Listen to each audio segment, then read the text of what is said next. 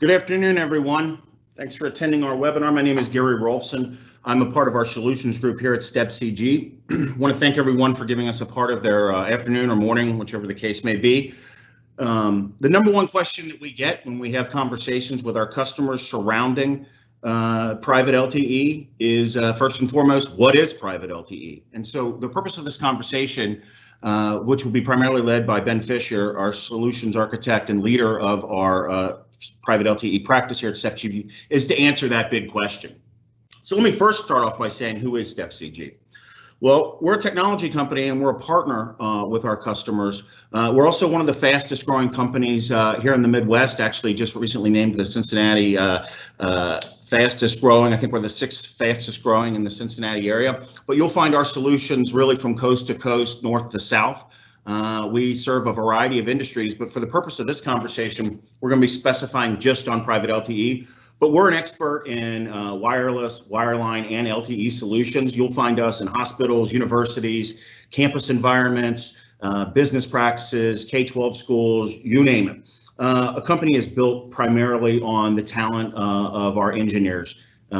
We specialize in really going into complex environments and from our customers' perspective, making that complex simple for them.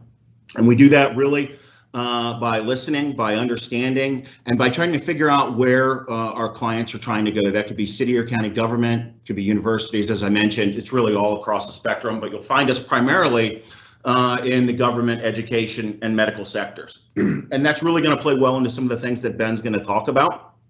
Then we can go to the next slide. And so I'm going to turn this over to Ben so that he can walk you through. One thing I want to make sure everyone on the call is aware of, you certainly can ask questions. Please use the chat function. We will address those at the end of the conversation.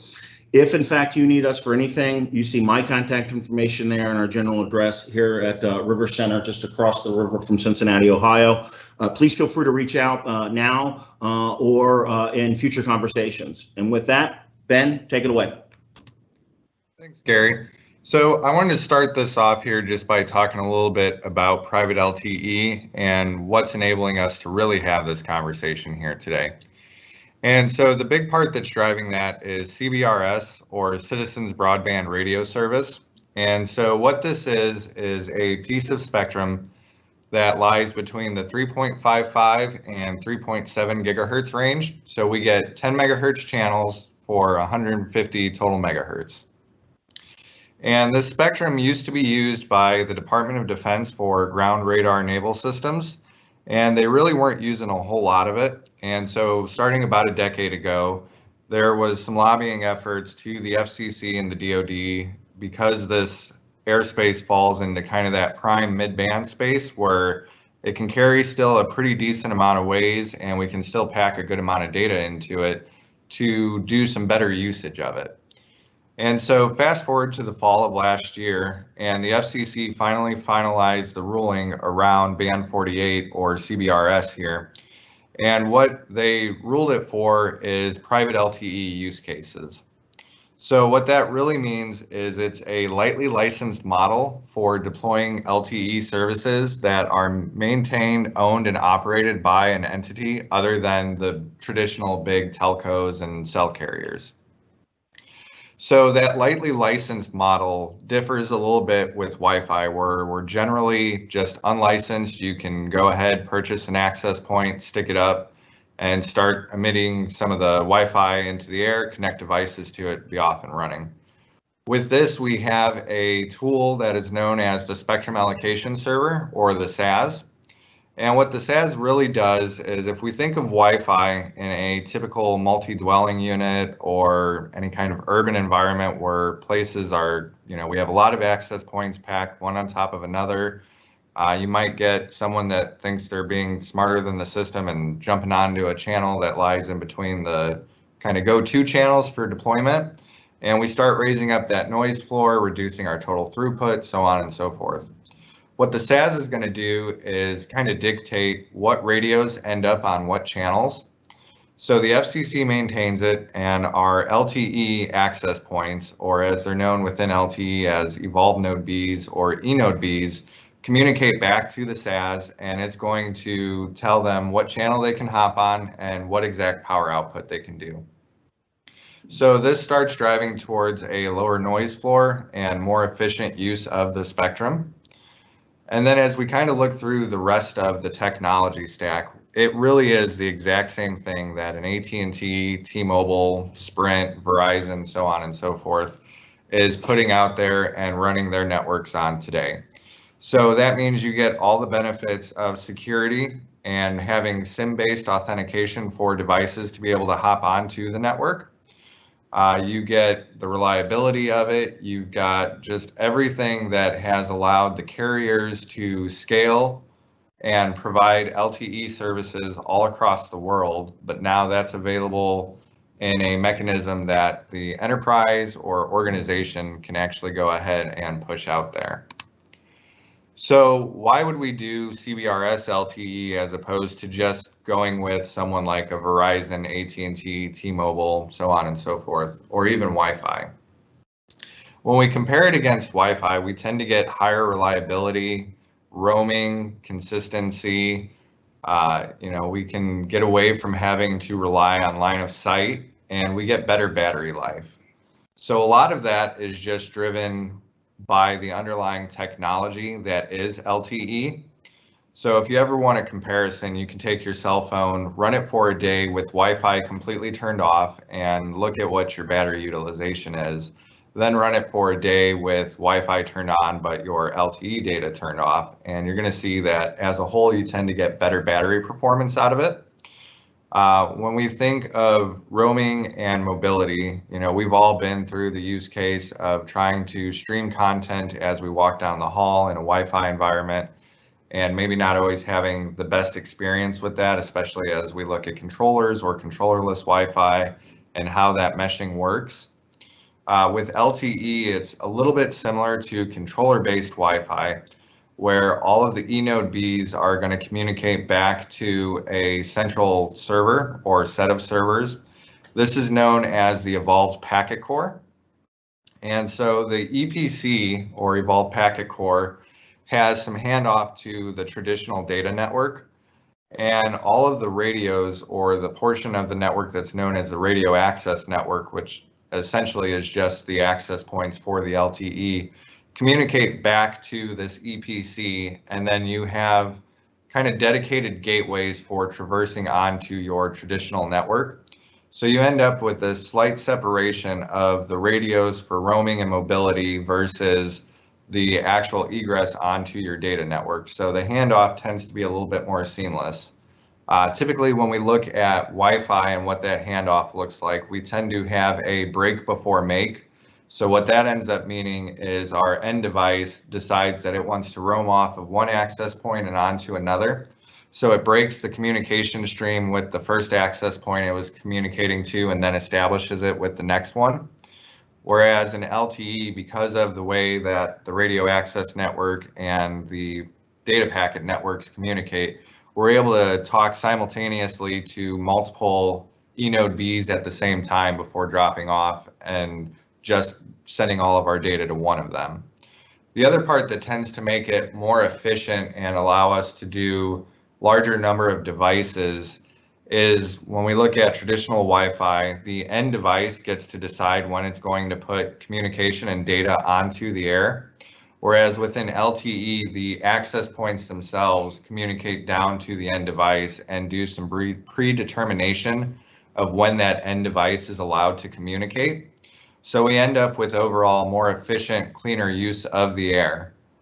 And then why would we want to build out our own private LTE infrastructure as opposed to using somebody like a Verizon, AT&T, Sprint, T-Mobile, so on and so forth?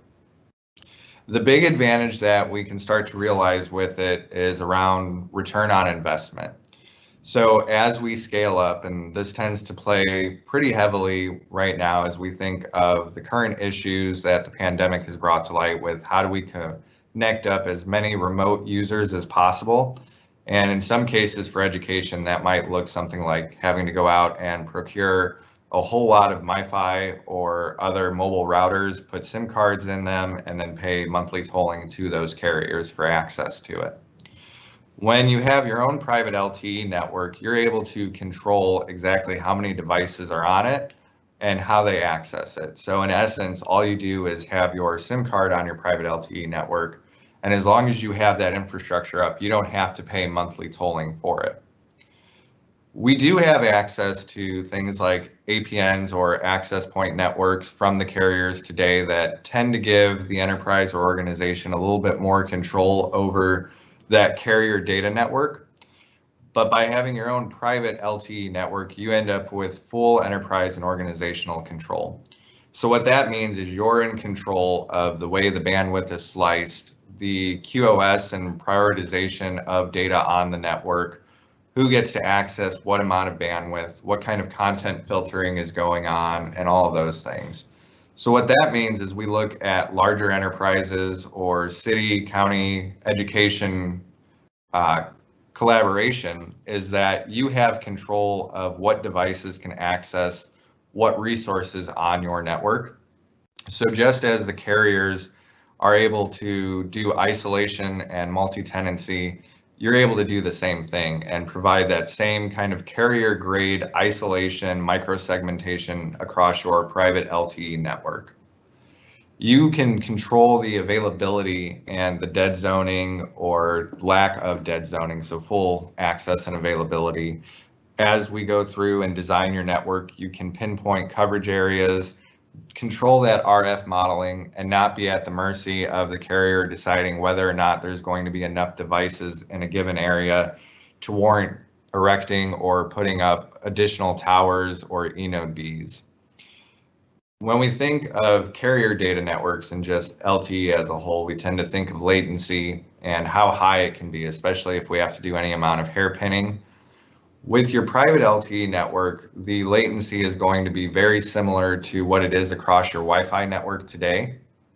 So rather than having to deal with 60, 80 millisecond latency issues, you're going to start seeing sub 20-second latency and potentially even lower depending on the access to the core of your network.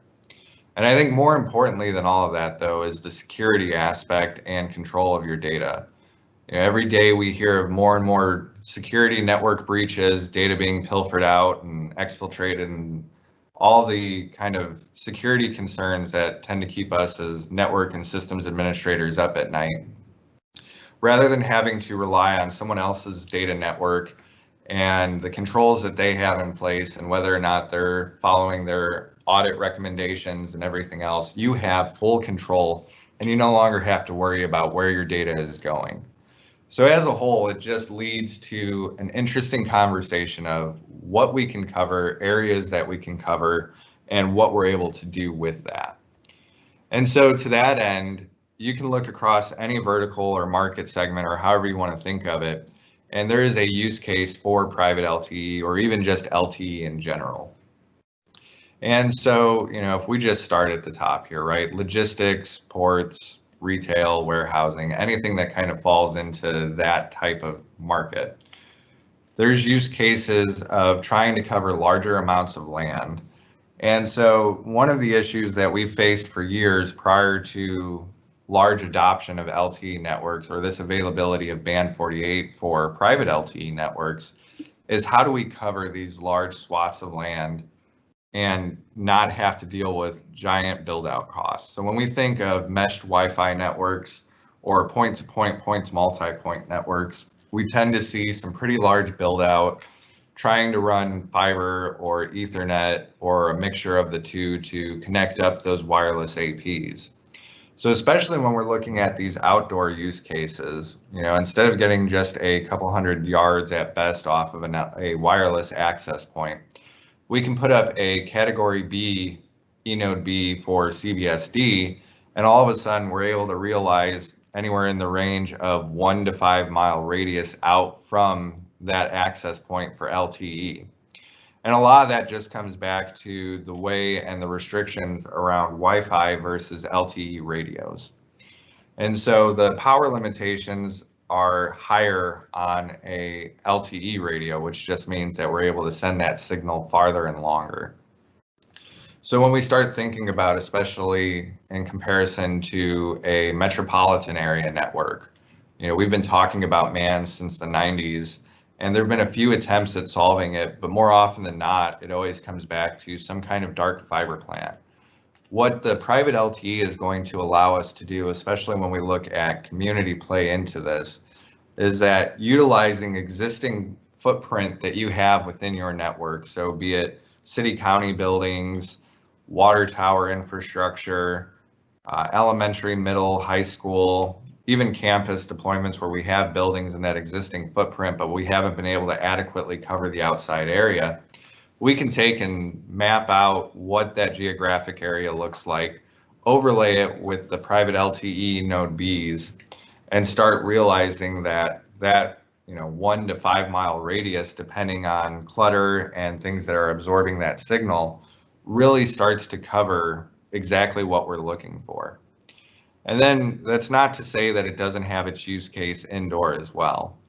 So a common issue again is around warehousing and some of these indoor areas where maybe it doesn't make sense to have these very high density wireless access points, but we still want to cover large areas of land, and potentially roaming and mobility is even more critical, especially as we look at IoT based forklifts, part packing and picking systems, in a hospital, different MRI, EKG type machines that we want to have connected, but we don't want to have to worry about roaming.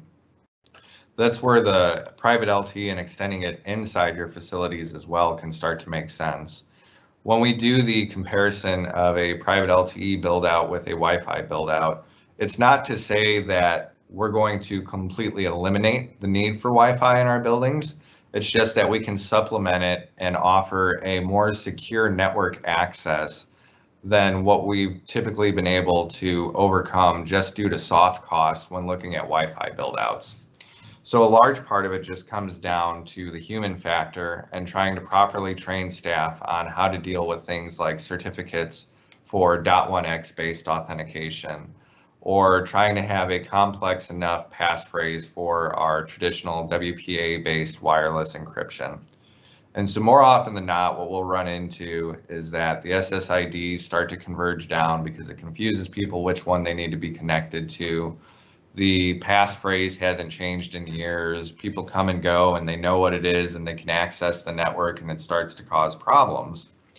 And so we can solve that by utilizing the LTE-based mechanism where we have a thing in the device with the SIM card that's granting access to the network, and we can turn it on and off as we please and have that full control over what end devices are accessing the network.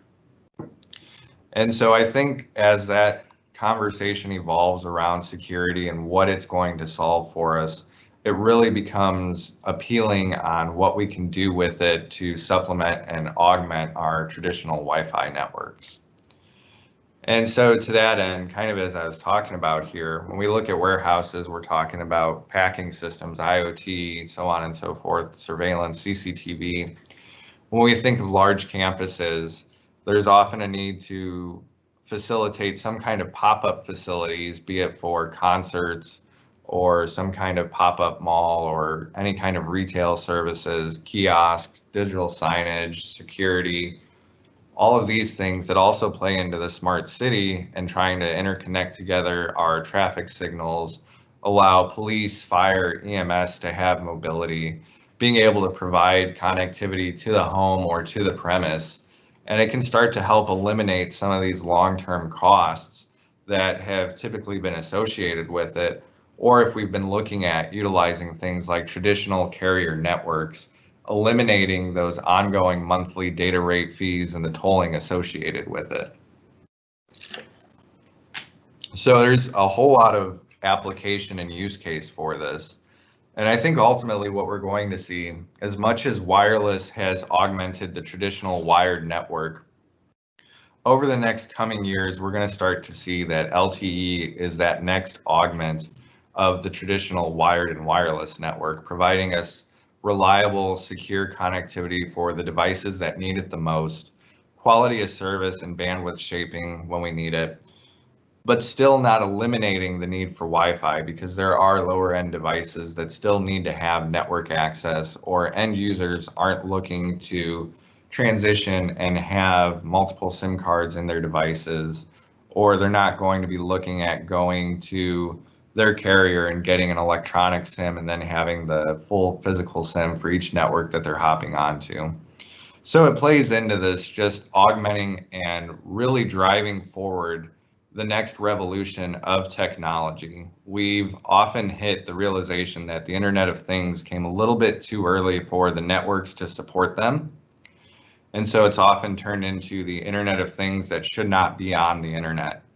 And what the private LTE is allowing us to do is get the security, get the network extension out to where we want it, and just drive those use cases now and allow the back-end infrastructure to catch up with the growing demands of the business and network access as a whole.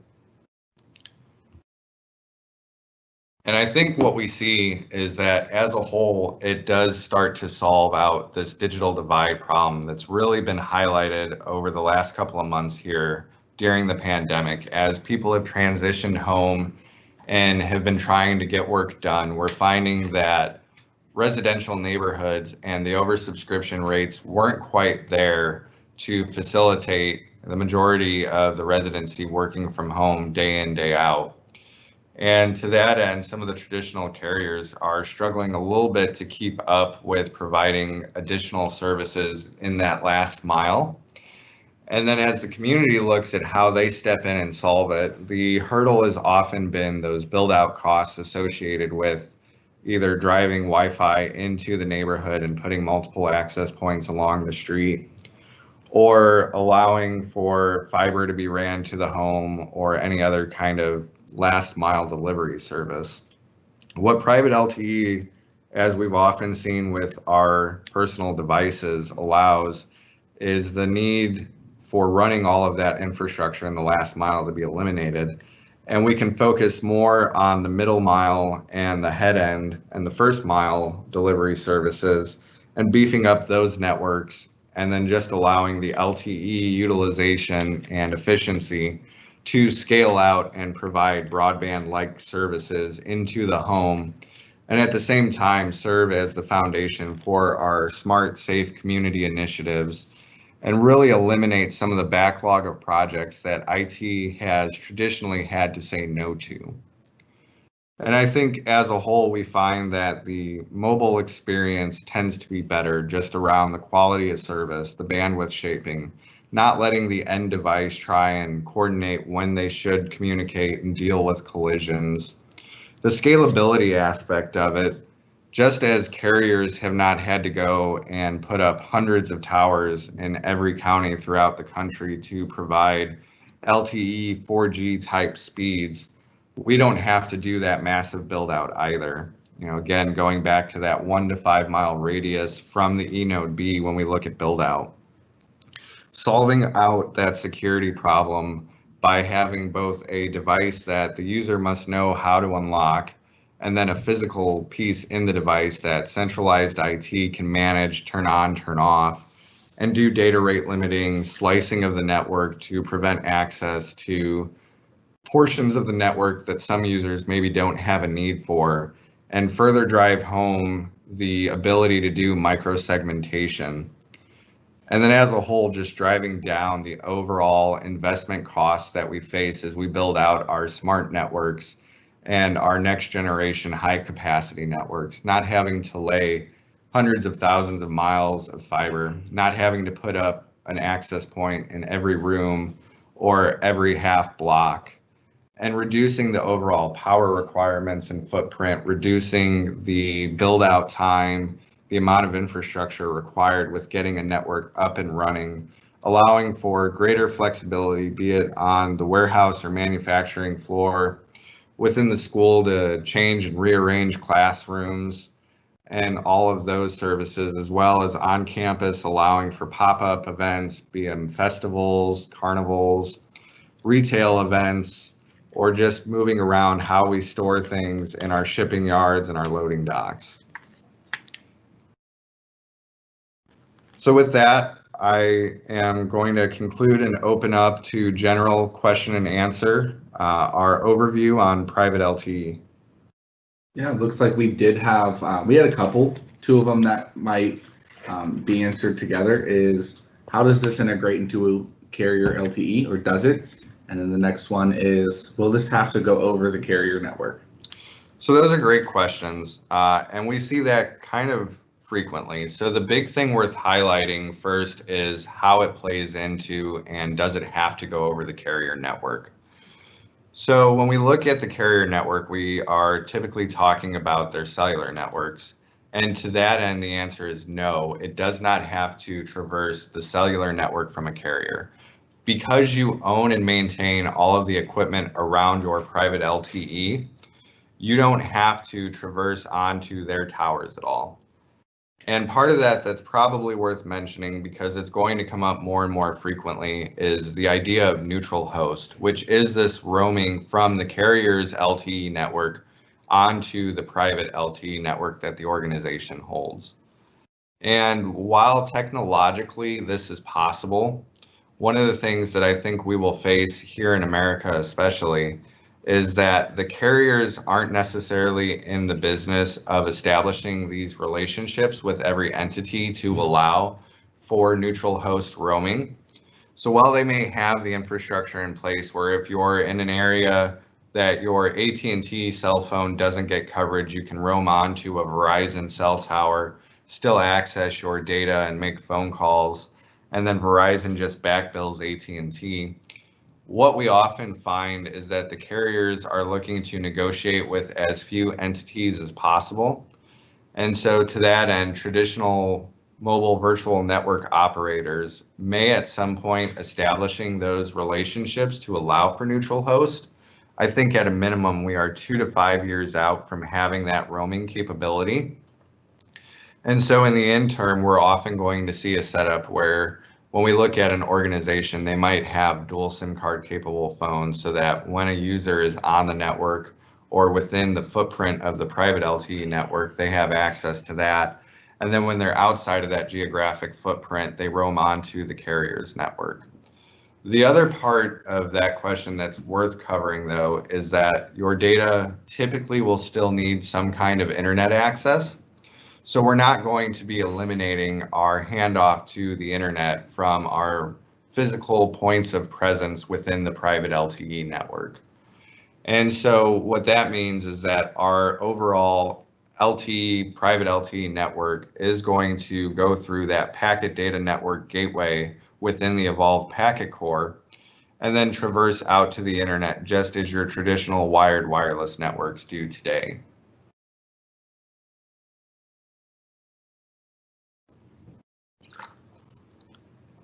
So with that, I just want to thank everybody for their time today. Feel free to reach out to Gary or myself with any follow-up questions that you might have. We'd love to talk with you about how private LTE can play into your network and how you can continue to provide services in a cost-effective manner, especially in these times where we're looking to expand that physical footprint without having to put a giant burden onto our already stretched thin IT staff and be good students.